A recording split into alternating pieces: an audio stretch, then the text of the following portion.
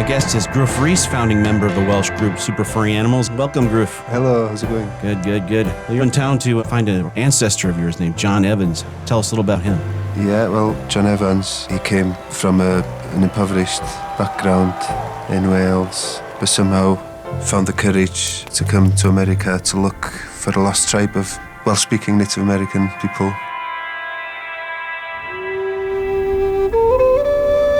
This young man came from a place where they have a very strange-looking animal on their flag.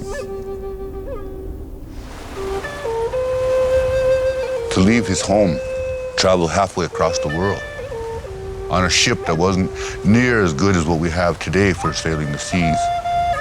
To travel across America, where it takes us a few days to drive, it took him months to walk.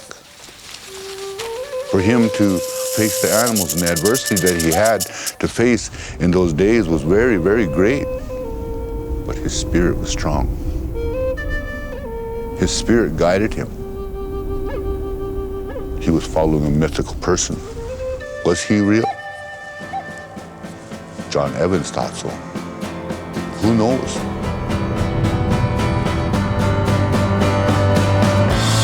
Embracing is an atmosphere.